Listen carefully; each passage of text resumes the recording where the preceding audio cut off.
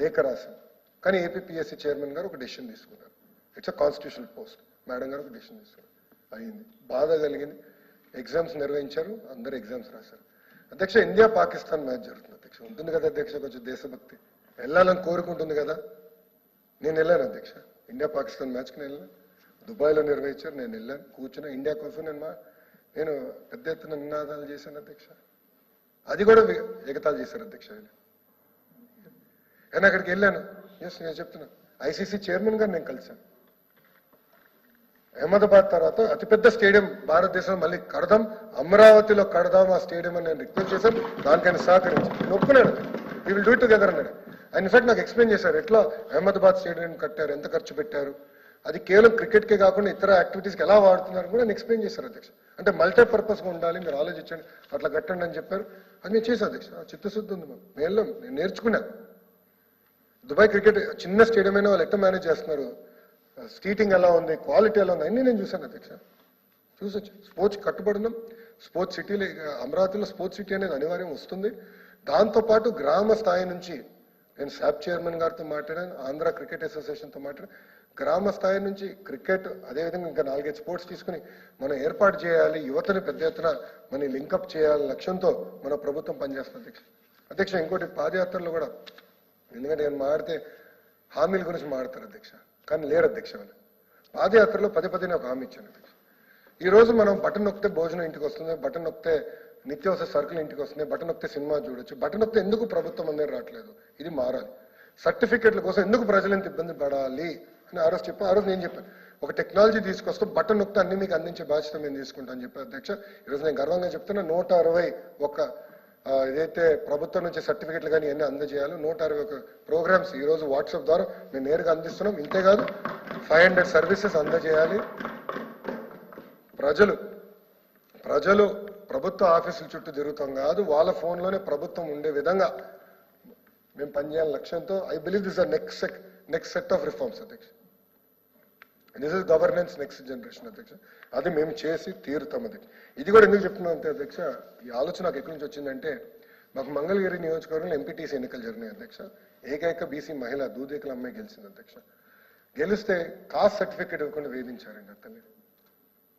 ఇవ్వలే, కేవలం MPTC majority వాళ్ళకి లేకపోయినా ఎంపీపీ కైవసం చేసుకోవాలని మా చెల్లికి సర్టిఫికేట్ ఇవ్వలేదు అధ్యక్ష.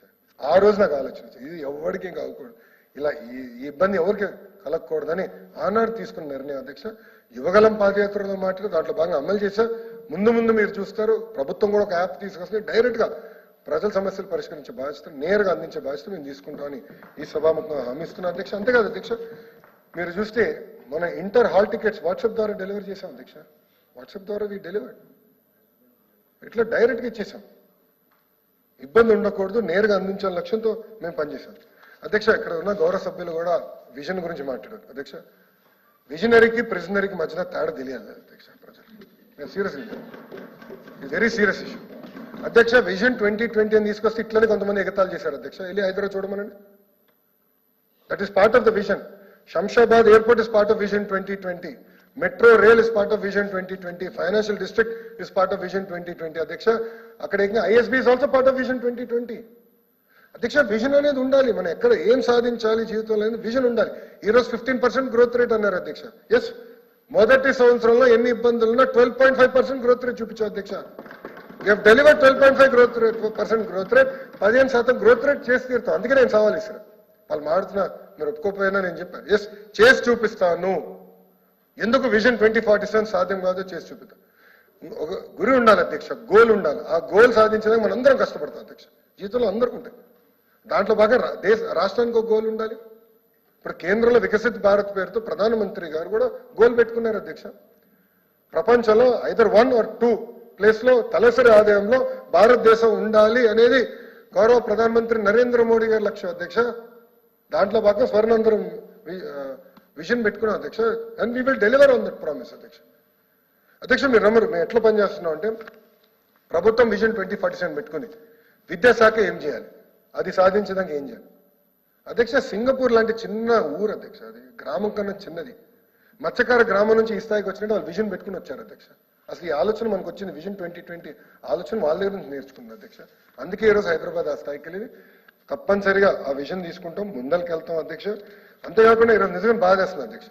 ఒక ముఖ్యమంత్రిగా పనిచేసిన వ్యక్తి, ఈరోజు పులివెందుల ఎమ్మెల్యేగా ఉన్న వ్యక్తి అనేక ఫారమ్స్ లో విజన్ ఎగతాళి చేస్తున్నారు అధ్యక్ష. ఆయన సూటిగా ప్రశ్నిస్తున్నా, విజన్ 2020 ఆయన కంపట్లేదా?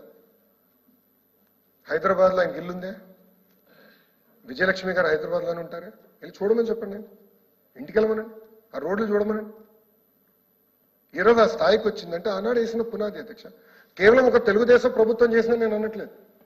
హైదరాబాద్ అదృష్టం ఏంటంటే దాని తర్వాత వచ్చిన అన్ని ప్రభుత్వాలు హైదరాబాద్ అభివృద్ధి కోసం పనిచేసినాయి అధ్యక్ష. కానీ ఏమైంది అధ్యక్ష? మనకి అమరావతి ఇట్లనే పోగొట్టుకున్నాం, విశాఖపట్నాన్ని నాశనం చేసిన గత ప్రభుత్వం. కర్నూలులో కదా బెంచ్కి పని చేయలేదు అధ్యక్ష. ఈరోజు మేము పనిచేస్తున్నాం బెంచ్ కోసం. గౌరవ ముఖ్యమంత్రి గారు మాట్లాడుతున్నారు, కర్నూలుకి 80% హైకోర్టు బెంచ్ తీసుకొస్తాం అధ్యక్ష. అది మా కమిట్మెంట్. యువగలంలో నేను ప్రామిస్ ఇచ్చా. ఆ రోజు నన్ను అడిగారు అధ్యక్ష, మీరు హైకోర్టు అనౌన్స్ చేయండి అంటే నేను చేయలేనని చెప్పాను అధ్యక్ష. బెంచ్ ఇప్పిస్తాను, that is my commitment, I will do it, పర్సనల్గా తీసుకుంటానని చెప్పాను. అది మాకున్న చిత్తశుద్ధి అధ్యక్ష. అందుకే ప్రజలు కూడా ఒక ప్రిజనరీకి విజనరీకి మధ్యన ఉన్న తేడా ఆలోచించాలని వాళ్ళందరినీ కోరుతున్నా అధ్యక్ష. అధ్యక్ష నిజంగా గర్వంగా చెప్తున్నా, డబుల్ ఇంజిన్ సర్కార్ ఈరోజు ఆంధ్ర రాష్ట్రంలో డబుల్ ఇంజిన్ సర్కార్ నడుస్తుంది. ఇక్కడ చంద్రబాబు నాయుడు గారు, కేంద్రంలో మోడీ గారు. ఈరోజు డబుల్ ఇంజిన్ సర్కార్తోనే మనం ఇన్ని పనులు చేయగలుగుతున్నాం అధ్యక్ష. లేదంటే ఎన్టీపీసీ గ్రీన్ ఎట్లా వస్తుంది అధ్యక్ష?